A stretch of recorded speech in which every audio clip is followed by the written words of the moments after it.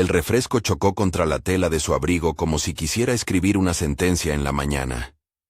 Salpicó en gotas brillantes, marcó un arco oscuro que abrazó el lateral, y cayó en la losa pulida del vestíbulo, donde se esparció en pequeñas constelaciones pegadas al mármol. Hubo un sonido, un chapoteo corto, y luego risas. Risas que sonaron más fuertes por el eco del lujo.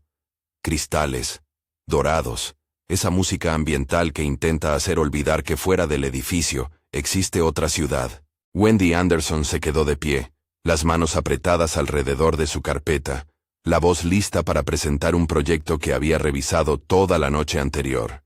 Era martes, temprano, y el lunes había dejado claro que las mañanas en JR Enterprises eran una exhibición de pulcritud. Ella venía con indicios de elegancia sencilla.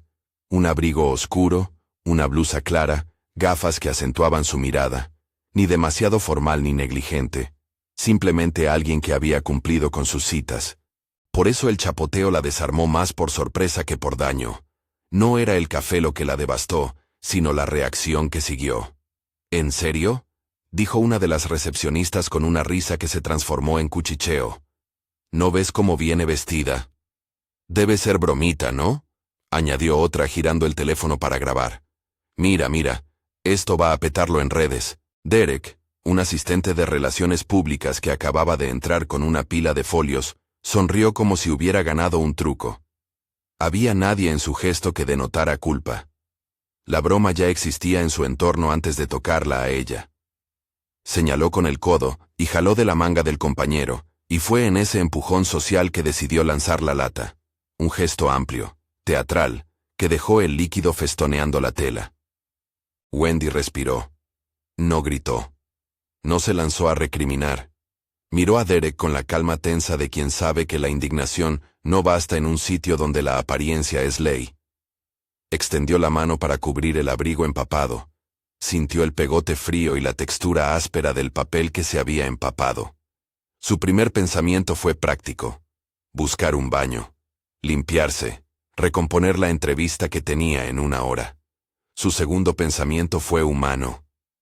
¿Por qué nadie la ayudaba en vez de grabarla? Las manos alrededor sacaron teléfonos con la que parecía naturalidad. Un teléfono en el rincón enfocó su perfil. Otro captó el brillo del refresco cuando se curvaba como una gota que no quería terminar.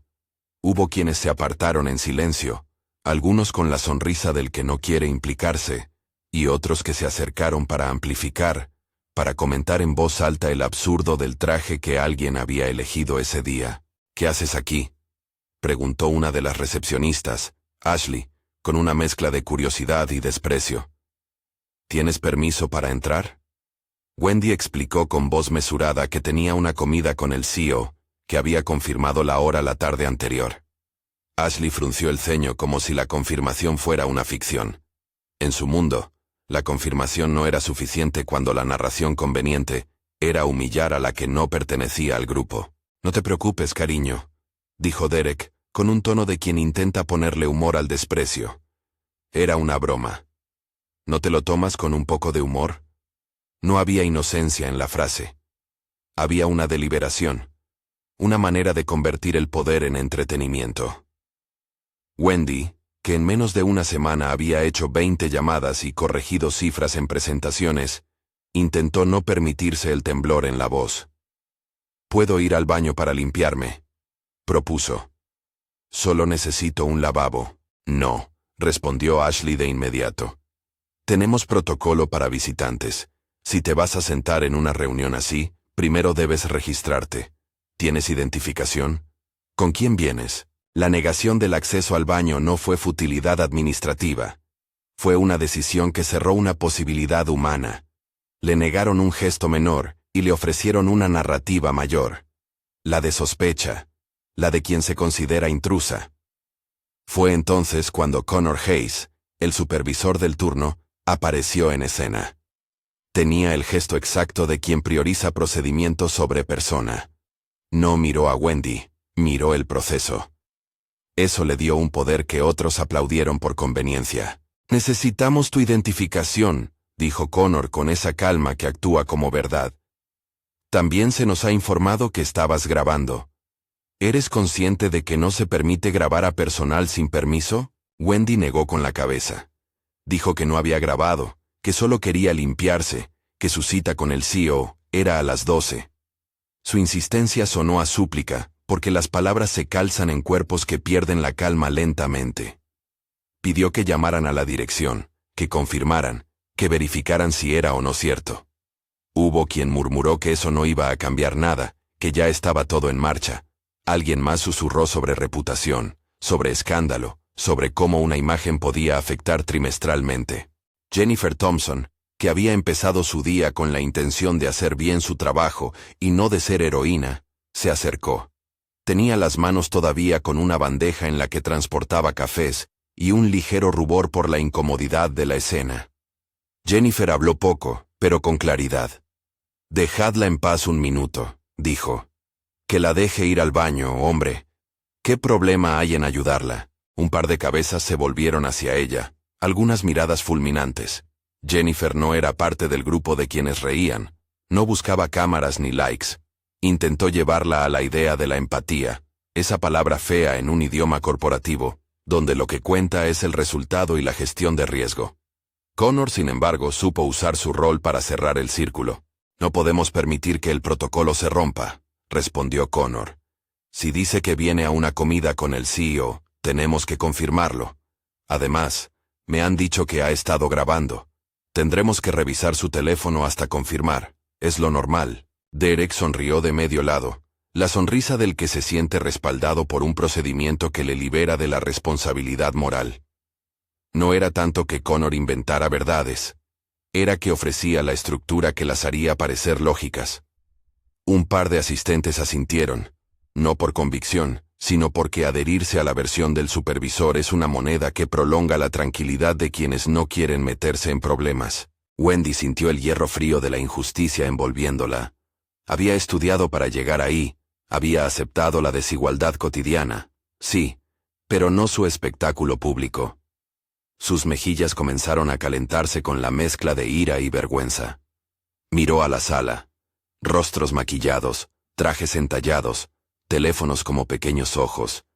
La gente prefería observar la caída que tender la mano para levantar a la persona que había sido derramada. «No he grabado nada», repitió. «Solo quiero limpiar mi abrigo. Si lo necesitáis, puedo esperar en la sala». «Si espera», dijo Connor con paciencia afilada. «No será para mucho. Pero necesitamos revisar sus pertenencias. Es procedimiento». La palabra procedimiento cayó como un martillo. Era la etiqueta con la que se podía despojar a alguien de su dignidad, sin declarar intención. Y cuando Tyler Brooks se aproximó, con el chaleco de seguridad y la placa homologada, la atmósfera se hizo más pesada. Los guardias tienen esa habilidad, convertir una disputa administrativa en amenaza. «Por favor, señor», dijo Wendy con firmeza. «No hace falta que me registre aquí. Soy visitante, tengo mi cita, y no quiero problemas». Tyler no la miró con crueldad. Miró con la neutralidad de quien actúa según su protocolo. Extendió la mano para pedir su bolsa y su teléfono. En otra circunstancia, ese gesto sería una formalidad inocua. En un lugar donde el rumor se teje deprisa, la revisión de pertenencias fue una señal que podía cristalizar en acusación. «Vamos a revisar sus pertenencias para aclarar cualquier malentendido», dijo Tyler. «No se preocupe». Wendy sintió la presión del cordón invisible que separa el interior seguro del edificio de la exposición pública. No comprendía por qué aquello se había convertido en un espectáculo. Al principio pensó que serían minutos, después comprendió que lo que había empezado como una broma era un cuchillo con la punta en la carne de su reputación. Nadie sabía que era la hija de una maestra, que había trabajado tardes y madrugadas para pagar sus estudios, que su currículum acumulaba horas invisibles. Eran datos que quedaron fuera del decorado del lobby, donde la narrativa se apropiaba de la escena con más fuerza que el sufrimiento humano. Un teléfono sonó. No fue el suyo. Apareció en la pantalla de alguien más. Un vídeo de apenas 10 segundos que ya circulaba entre grupos de trabajo y externos. La cámara había captado el momento en que Derek arrojó el refresco. la cabeza de Wendy inclinada, la mueca momentánea de sorpresa. Pero la edición mental que hizo la gente en el lugar fue otra, la versión corta de la historia que acomodaba la risa. Alguien ya había subtitulado broma inocente en el comentario. Esa pequeña intención de enmarcar los hechos como diversión fue lo que convirtió el cristal en espejo de juicio.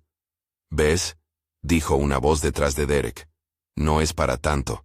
Es un espectáculo más. La multitud humana no es un cuerpo uniforme. Es una masa formada por decisiones pequeñas y cobardes. Había quienes sentían incomodidad y desviaban la mirada. Quienes hubieran deseado hablar y prefirieron el mutismo. Quienes planeaban, ya en su mente, compartir el vídeo y añadir una risa. Jennifer, todavía con la bandeja en la mano, miró a Wendy y luego a la cámara que empezaba a volverse viral entre oficinas. «Dejadla en paz», murmuró ella otra vez, como quien intenta plantar una semilla de decencia. En lo profundo del lobby, una recepcionista, Patricia Wilson, aunque no la misma directora de RRHH que aparecería más tarde, una empleada con años de servicio, se mantuvo en silencio. Tenía ojos que habían visto muchas cosas y una cintura de paciencia agotada. Su silencio no era conformidad. Era el vestigio de la fatiga que produce ver injusticias que se repiten. Pensó en decir algo, pero el murmullo y la inercia del grupo la hicieron retroceder. Fue una de esas decisiones que después pesan. Mirar a otro lado para salvar la propia posición. Connor tomó el control del relato. Señaló el móvil de Wendy y dijo que la seguridad debía revisarlo por grabación no autorizada. Tyler intentó ser conciliador. «Es rutina», repitió. Nadie mencionó que la rutina se usaba a veces para silenciar a quienes molestan al statu quo. Nadie dijo que la rutina puede ser una trampa diseñada para mantener ciertos órdenes. Wendy ofreció de nuevo su identificación. La deslizó con calma sobre la recepción. Su nombre salió como un eco claro. Wendy Anderson. 3 palabras que parecían a la vez demasiado comunes y demasiado peligrosas en el crisol de ese vestíbulo. Una joven mujer negra con esperanzas profesionales, atrapada en una escena que varios preferían convertir en show. Vio el teléfono que la señalaba, la sonrisa que la marcaba, y el brillo rápido de la indignación que alguien más filmaba con la convicción de la eternidad digital. Las probabilidades no estaban de su lado. En la sala se tejía una versión por defecto. Ella era la intrusa, la que había causado problemas. Nadie estaba dispuesto a mirar el gesto inicial. Un hombre que decidió convertir su arrogancia en un simulacro de diversión. Nadie quería reconocer el poder que permite que una broma sea aceptable cuando quien la sufre no pertenece al cerco de quienes se pertenecen entre sí. «Si insiste en que tiene una cita», dijo Connor con la calma que organiza acusación. «Veremos si lo confirma la dirección. Hasta entonces, tendremos que pedirle que permanezca aquí. No es una detención policial, pero necesitamos su cooperación». La frase, «no es una detención policial», supo a advertencia.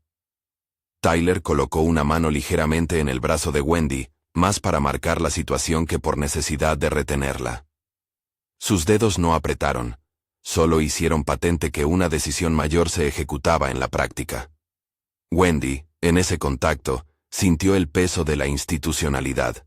Una mano que decía, «No te pertenezco, no estoy para ayudarte, tu cuerpo aquí es un riesgo».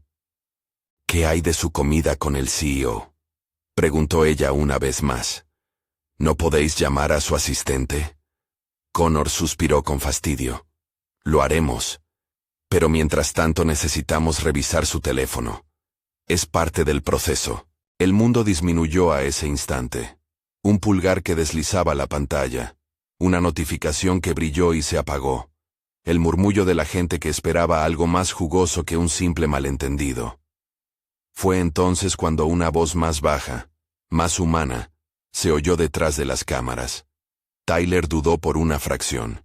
Su mirada se tornó a Derek, que en ese momento reorganizaba las risas en su mente.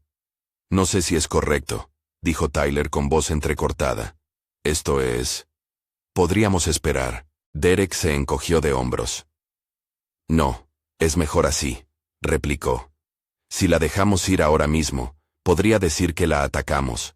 Mejor lo hacemos bien. Lo hacemos bien. La frase reveló lógica perversa. Obedecer el procedimiento para justificar el error. En esos segundos se definieron lealtades. No de amistad, sino de miedo. Alguien en la periferia dejó escapar una risa nerviosa. Alguien más, que había tenido una amiga negra en la universidad, apartó la mirada por vergüenza. Esos pequeños actos forman la corona del efecto espectador. Todos miran, pocos actúan.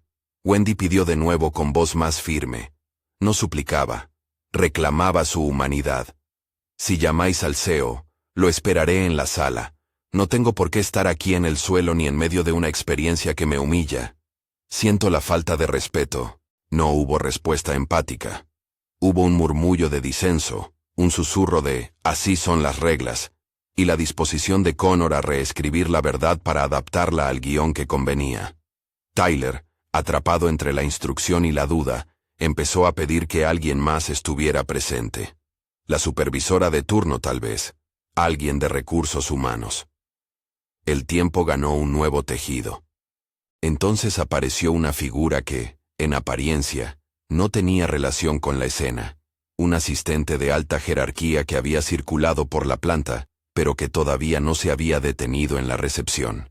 Caminó con paso seguro, ajustando el portadocumentos, sin prisa. Pero la puerta automática se abrió justo cuando la tensión alcanzaba un punto de ebullición. El brillo de la mañana se coló por la grieta de la entrada y proyectó sombras largas en el suelo. Las cabezas se giraron casi al unísono, como si un imán hubiera ordenado la vista. La puerta se cerró tras ese hombre. Su silueta se recortó contra la luz, y por un segundo nadie habló. Fue un silencio denso, no de paz sino de expectación, el silencio que precede a la revelación. Hubo un temblor en el aire, como el preludio de una tormenta. Alguien comenzó a apuntar el teléfono de nuevo. Las cámaras, que hasta entonces habían partido la escena en fragmentos de burla, ahora buscaban un primer plano que confirmara algo mayor, como si la intriga necesitara una cara conocida para estallar. La gente se recolocó, pequeñas olas de movimiento que señalaban la preparación para lo que venía. Wendy, con el abrigo marcando aún el mapa del refresco, trató de recomponer su postura. Se aferró a la dignidad como quien se abraza a la orilla de un barco que se tambalea. No sabía quién era el hombre que acababa de entrar, solo que su presencia proyectaba una gravedad distinta. Connor enderezó la espalda, consciente de que su historia se ponía a prueba. Derek cruzó los brazos como si la broma pudiese transformarse en arrepentimiento. Jennifer soltó la bandeja con cuidado y sostuvo la respiración. No hubo palabras, aunque todos las guardaron a punto de soltar. El hombre avanzó unos pasos y se detuvo. Su traje llevaba la marca de la empresa. Discreto, caro, de línea que comanda. Miró alrededor, y con un gesto apenas perceptible, fijó la vista en Wendy. En un segundo que se sintió eterno, distintas interpretaciones surgieron en la multitud. Era un cliente, un directivo de otra compañía, un proveedor.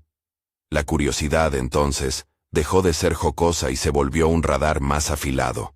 ¿Todo bien aquí?, preguntó, con una voz que exigía respuesta por la autoridad que no necesitaba demostrar.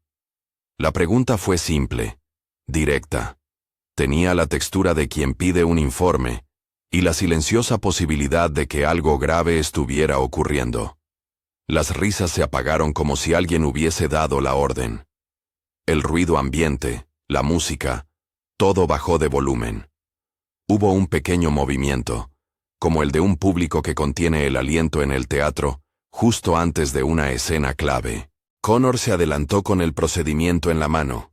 Explicó, con tono medido, la versión que había construido. Que una visitante se había visto envuelta en un incidente, que se estaba revisando su teléfono para esclarecer la situación, que se actuaba conforme al protocolo. Sus palabras fueron la protección con la que pretendía cubrir la decisión tomada. Derek, por su parte, observó la nueva entrada como un juez que espera la sentencia pública. La figura que había entrado permaneció quieta por una fracción. Sus ojos, al encontrarse con los de Wendy, no mostraron sorpresa. Hubo una chispa, Un reconocimiento que cruzó su rostro en una milésima. En el vertiginoso baile de emociones, cada cabeza se inclinó hacia adelante. Era el tipo de momento que corta la respiración. Nadie aún sabía que la voz que se había pronunciado con autoridad traería consigo el nombre que cambiaría la escena. El hombre se acercó sin prisa, y cuando habló de nuevo, su voz añadió un dato que nadie esperaba, y que puso la atmósfera al borde de una nueva dirección. Sus palabras no fueron todavía la revelación, pero sí el aviso de que algo mayor estaba por salir a la luz. La atención se soldó en él, y por extensión, en la mujer con el abrigo manchado. Había una posibilidad de resolución, sí, pero también la posibilidad de que el mecanismo institucional siguiera su curso, de forma que alguien redactara un final que no coincidiera con la verdad. Fue en ese instante, con los móviles al frente, con las miradas clavadas, con Tyler a medio dar un paso, que el lobby pareció sostenerse en un hilo. El brillo del refresco en el abrigo de Wendy parecía intensificarse, como si el líquido quisiera contar la historia por sí mismo. La puerta del edificio, detrás de la figura, seguía abierta, permitiendo la entrada de más luz y más preguntas. Nadie rompió el silencio de golpe. Fue un silencio que decía muchas cosas: impaciencia, miedo, la conciencia de que la escena había dejado de ser una broma. Se podían oír los latidos de quienes observaban. Se podía oler el café del servicio de recepción, contraste amargo con la escena que se desarrollaba. Era un punto de inflexión, que no se sabía si significaría justicia o simplemente un nuevo tratamiento del mismo error. Wendy, en medio de esa quietud, tuvo tiempo de pensar en el camino que había seguido hasta ese vestíbulo. La llamada de confirmación, las expectativas, la ilusión contenida en el traje que ostentaba. No quería ser un símbolo de nada, pero tampoco permitiría que la humillación se convirtiera en anécdota. Había en ella una calma que era coraje disfrazado. Un tipo de decisión que sabe cuándo contener las palabras para que su voz, cuando llegue, no suene como un vómito de emociones, sino como la fuerza de quien tiene algo que decir con claridad. Pero la escena no se cerró allí. Hubo un movimiento, un teléfono que cambió de manos, una asistente que quiso hablar y se contuvo, la puerta que dejó pasar una ráfaga de viento. El hombre que había entrado avanzó un paso más, y el susurro colectivo se convirtió en una expectación tangible. Sus ojos al final volvieron a posarse sobre Wendy, y en ese momento exacto la tensión se concentró, como si el edificio entero contuviera la respiración.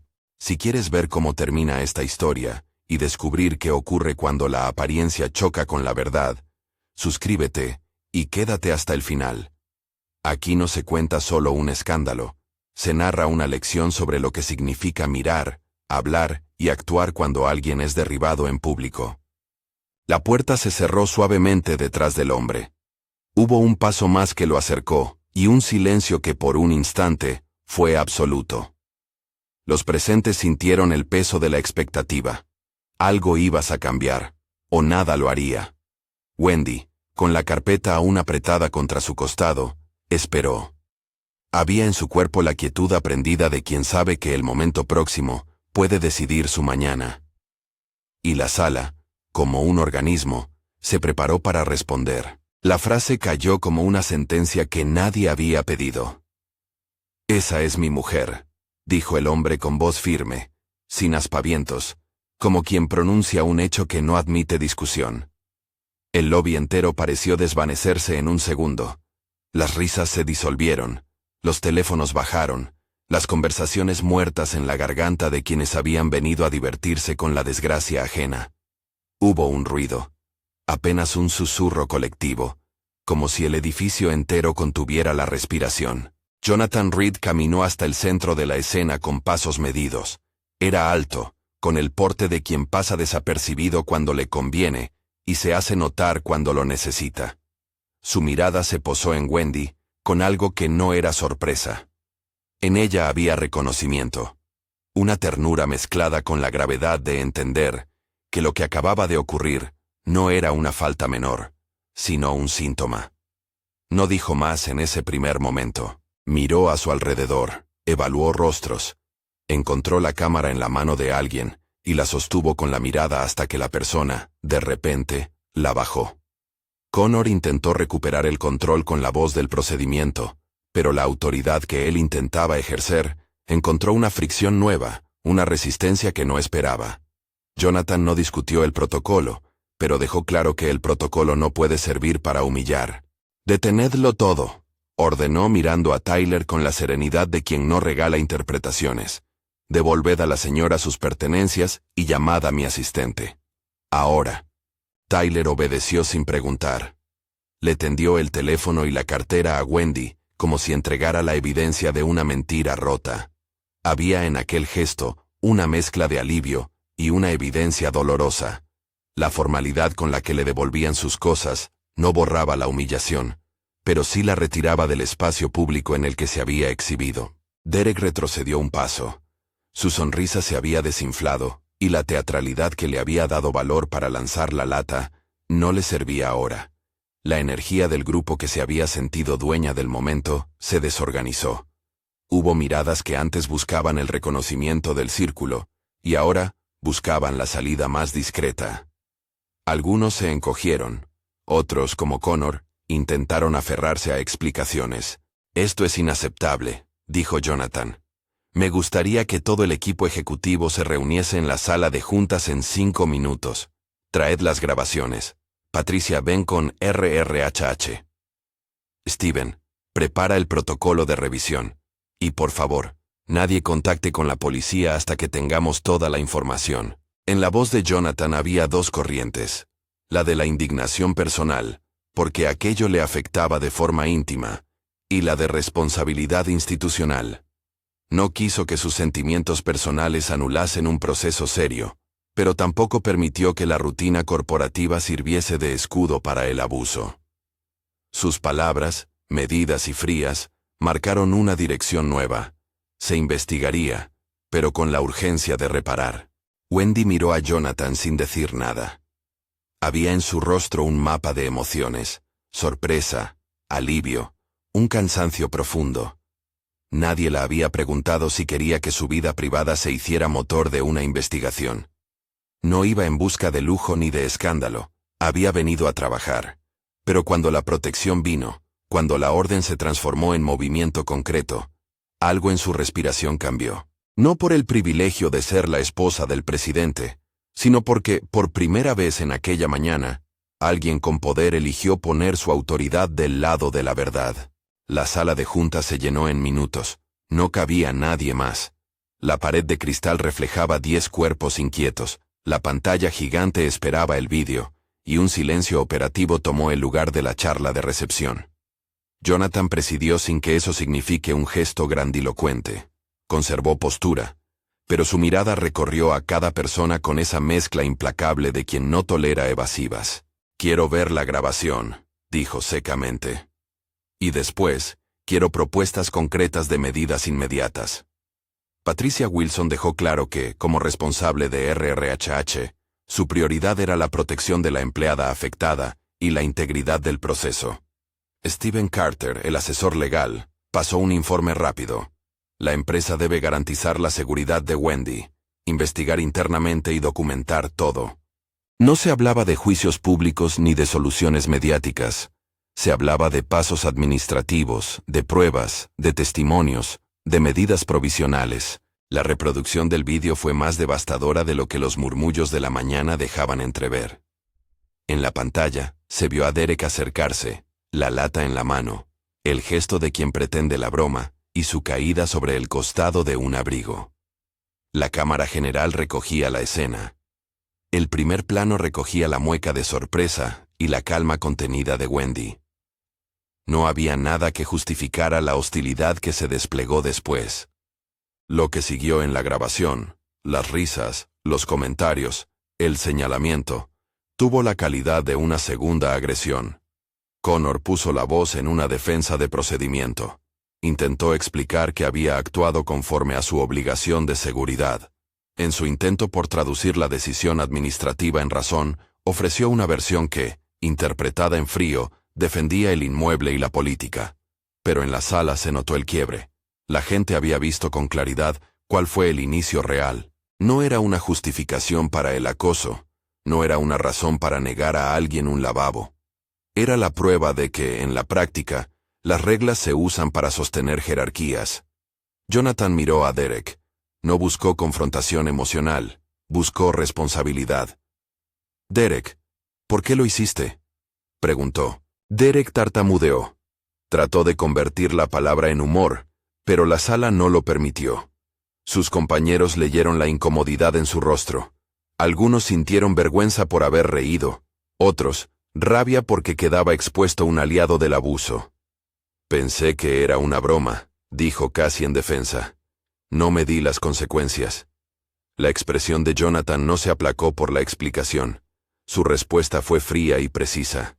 Pensar que algo es una broma no quita la responsabilidad por hacerlo. Aquí hay gente que se sintió mal, y eso amerita medidas. No somos un circo donde se juega con la dignidad de la gente. Las medidas fueron rápidas en forma, deliberadas en fondo. Derek fue apartado del puesto de forma inmediata, y se le abrió un expediente.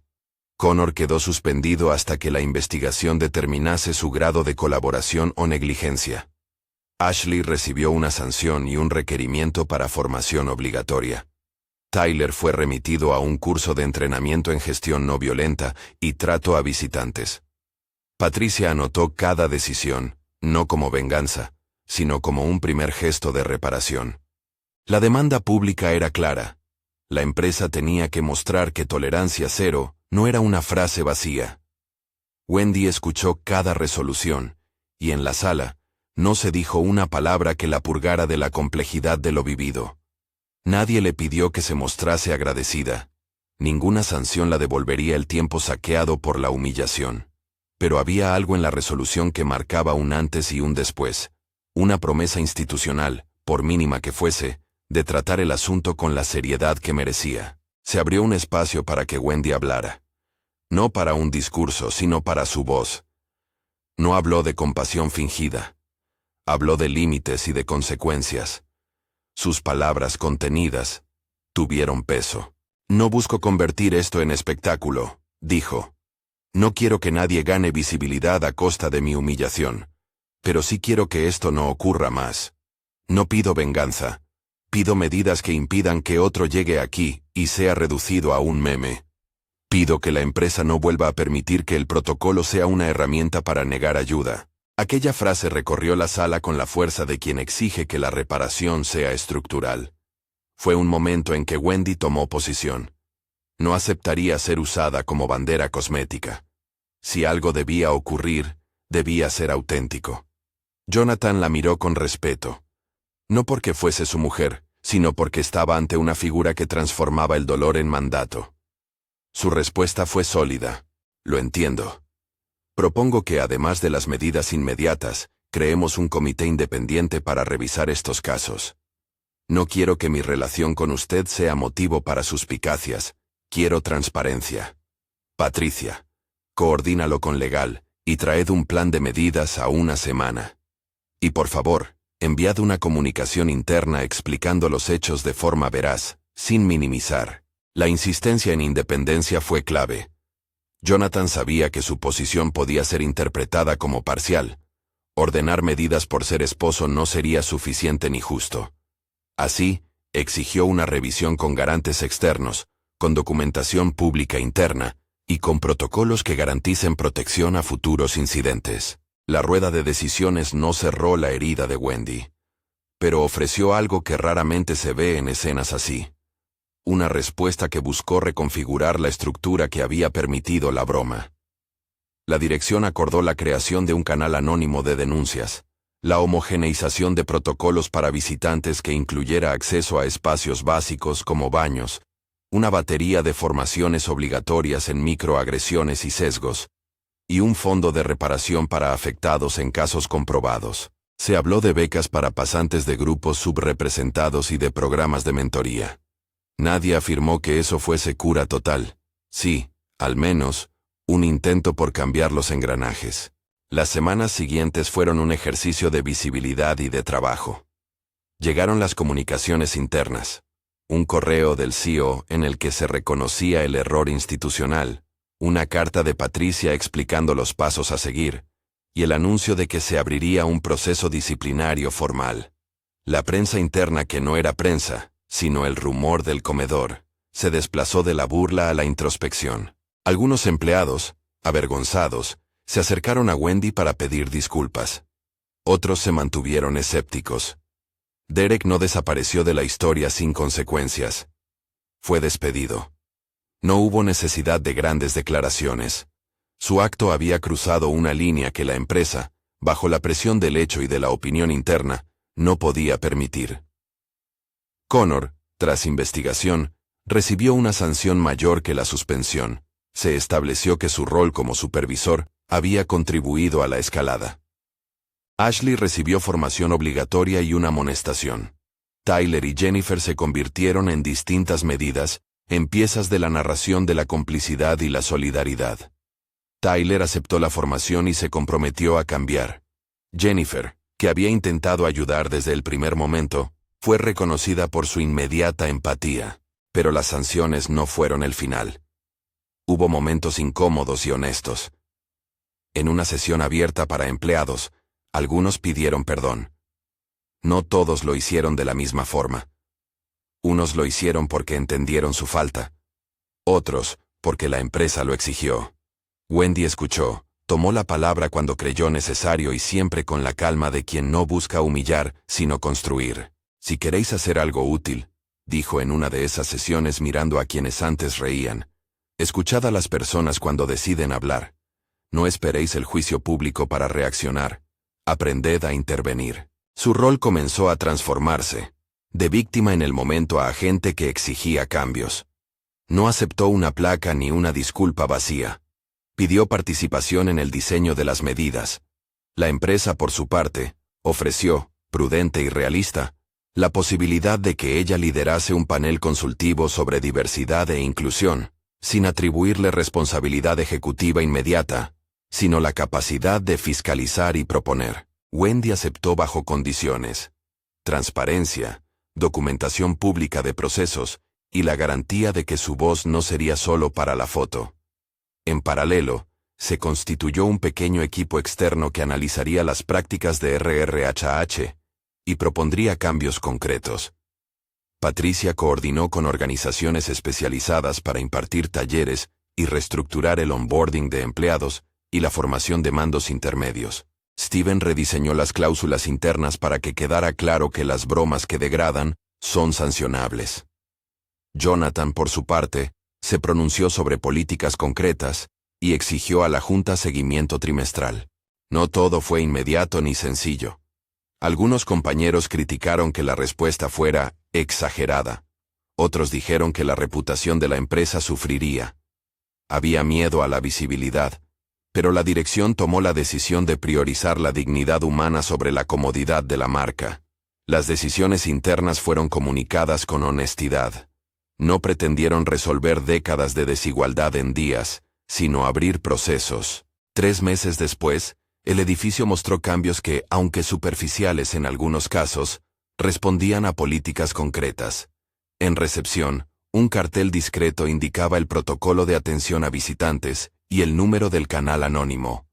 La empresa lanzó un programa de becas para pasantes de entornos desfavorecidos. Se inauguró un comité independiente que revisaba las denuncias.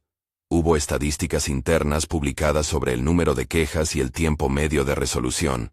Eran pasos numéricos, medibles, que convertían la buena intención en algo verificable. Wendy recibió una llamada. Le ofrecieron formalmente un puesto en el panel de liderazgo sobre inclusión, un asiento consultivo con la capacidad de proponer iniciativas, revisar casos y auditar resultados. No era la única reparación, pero era espacio para incidir. Aceptó con cautela. No buscaba venganza, quería garantizar que lo que le había pasado no fuese invisible. Y así empezó a trabajar, no desde la rabia, sino desde la claridad de quien ha querido transformar una experiencia traumática en palanca de cambio. Era visible en su manera de dirigir las primeras sesiones. Directo, sin paternalismos.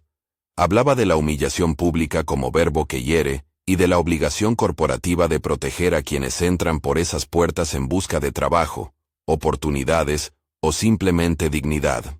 Llevó casos reales, pero siempre con consentimiento y con enfoque en prevención.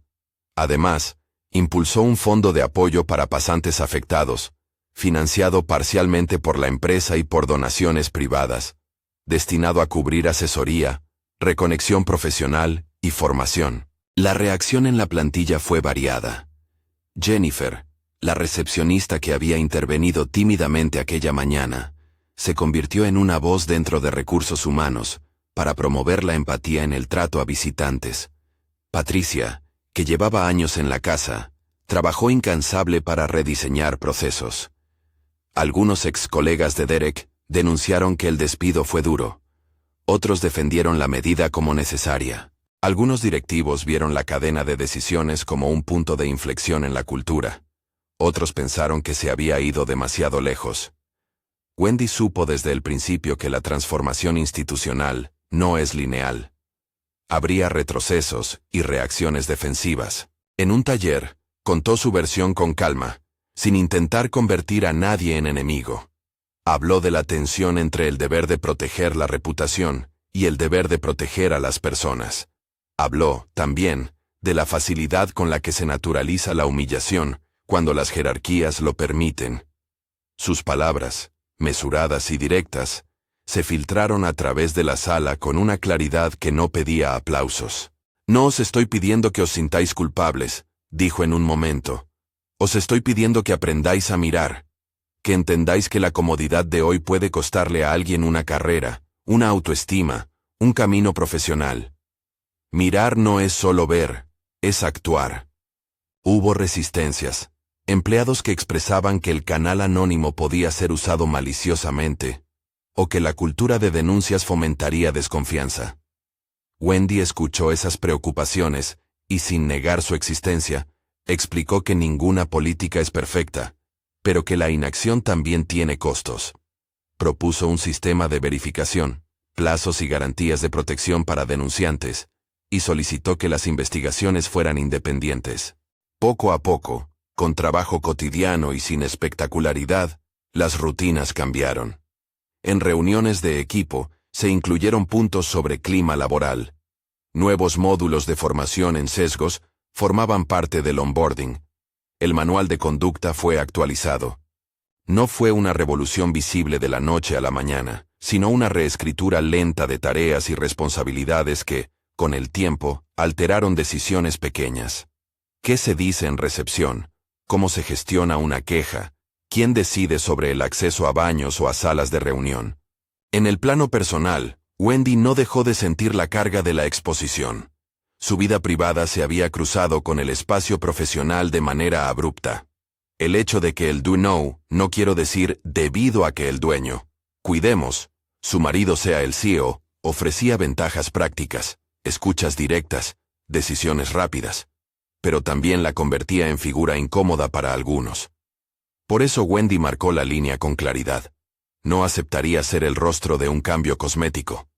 Su papel era el de fiscal y legisladora interna, no la de un trofeo de relaciones públicas. Las conversaciones con Jonathan fueron, en privado, ejercicios de honestidad. Él no buscaba minimizar lo que le había ocurrido ni monopolizar la narrativa. Le pidió que no aceptase un papel simbólico sin poder real. Ella, por su parte, le exigió que la empresa se comprometiera a medidas verificables y que no se quedara en retóricas. Esa relación personal-profesional se manejó con cuidado porque ambos entendieron que la línea entre lo íntimo y lo institucional podía ser fuente de conflictos si no había reglas claras. Al cabo de 6 meses, hubo señales tangibles. La tasa de quejas anónimas subió, un indicio de que la gente empezaba a confiar en el sistema. Se había aprobado un documento que obligaba a la empresa a publicar cada trimestre un informe de clima laboral. Se firmaron convenios con organizaciones de diversidad para reclutar pasantes y jóvenes profesionales. Y sobre todo, en la recepción, ya no era raro ver a empleados que se ocupaban de acompañar a los visitantes hasta donde necesitaban, incluso a un baño, sin burocracias que protegieran la comodidad del grupo sobre la dignidad del individuo. Hubo, por supuesto, quienes no cambiaron. Algunos dejaron la empresa por orgullo herido. Otros, por convicción, se replegaron. Pero la narrativa general mostró que la acción colectiva, cuando se empuja con claridad y persistencia, altera estructuras. Un día, Wendy caminó por el vestíbulo que había sido escenario de la humillación. No buscó simbología, ni teatralidad. Miró el lugar con una calma que le había costado recuperar. Un cartel discreto en la pared anunciaba el número del canal de denuncias. La zona de espera había cambiado su distribución para evitar que alguien quedara aislado. La gente ya no se alineaba para grabar el drama de otro. No era el fin de los prejuicios, pero sí un testimonio de que las cosas pueden hacerse de otra manera. Se detuvo un segundo junto al mármol donde el refresco se había esparcido meses atrás. Recordó la sensación del líquido frío, el ruido corto, las risas. Sintió la misma mezcla de rabia y lucidez, pero ahora con una certeza distinta. La experiencia le había dado una plataforma que podía transformar la experiencia de otros. No buscaba reconocimiento póstumo. Deseaba, simplemente, justicia cotidiana. En una entrevista posterior, le preguntaron si perdonaba a quienes se habían reído. Su respuesta fue equilibrada. El perdón es un proceso personal, dijo. No lo doy ni lo retiro como si fuera una etiqueta. Lo que sí pido es responsabilidad, que quienes fallaron sean conscientes del daño y actúen para no repetirlo. La reparación no es una palabra bonita, es un trabajo que se hace día a día. La pregunta que quedó flotando tras ese viaje fue la que siempre acompaña a estos episodios. ¿Qué harías tú si fueses testigo? ¿Te reirías con la mayoría o intervendrías? Proteges la reputación de tu empresa por encima de la dignidad de una persona. Wendy no quería que la historia terminase en su caso. Quería que se convirtiera en una herramienta para que otros aprendiesen a mirar y a actuar. El lobby, con su luz y su pulcritud, ya no representaba el mismo espejo social. Había allí nuevas reglas, y si bien no anulaban la injusticia del pasado, sí creaban condiciones distintas para el futuro. La empresa había dado pasos concretos, no perfectos, nunca lo serían, pero había iniciado un camino que podía medirse en hechos: despidos por abuso, políticas públicas sobre visitas, formación obligatoria, un canal anónimo, y sobre todo, la presencia de una voz que no se contentaría con ser ornamental. En el cierre de aquel capítulo, Wendy tomó una decisión pública: lanzar, con la colaboración de la empresa y organizaciones externas, una serie de charlas en universidades y centros profesionales sobre cultura del testigo, microagresiones y responsabilidad corporativa. No buscó fama. Buscó prevención. No buscó exponer más víctimas. Buscó que menos personas entrasen en la oficina con miedo a que una broma les amargase la trayectoria. La historia, aquella mañana de abril, había comenzado con una lata lanzada como un gesto de diversión, y se transformó en un examen de conciencia colectiva. El giro, que el dueño resultara ser su esposo, no anuló el problema. Lo expuso con intensidad. Mostró que las jerarquías, cuando se enfrentan a sus propias rutinas, pueden reaccionar con medidas que cambien algo. Pero también dejó en evidencia que la protección no debe depender del apellido de quien sufre. Debe ser norma. Hoy, cuando la gente atraviesa ese vestíbulo, hay un murmullo distinto. Menos teléfonos, más preguntas. Algunas personas se acercan y cuentan pequeñas historias de cambio. Otros todavía se sienten incómodos, como si la memoria no se borrara del todo. Wendy, sin embargo, continúa. No por vanidad, sino por convicción. La intensidad de su experiencia se convirtió en un propósito. Si has llegado hasta aquí, te queda una pregunta que no es retórica. ¿Qué harías tú si presenciases una humillación como aquella? ¿Mirarías, grabarías, reirías? ¿O te acercarías, ofrecerías ayuda, intervendrías? Comparte este vídeo con alguien que necesite escuchar que la dignidad no es negociable. Y cuéntanos abajo. ¿Has sido testigo de algo así? ¿Qué hiciste? Tu experiencia importa.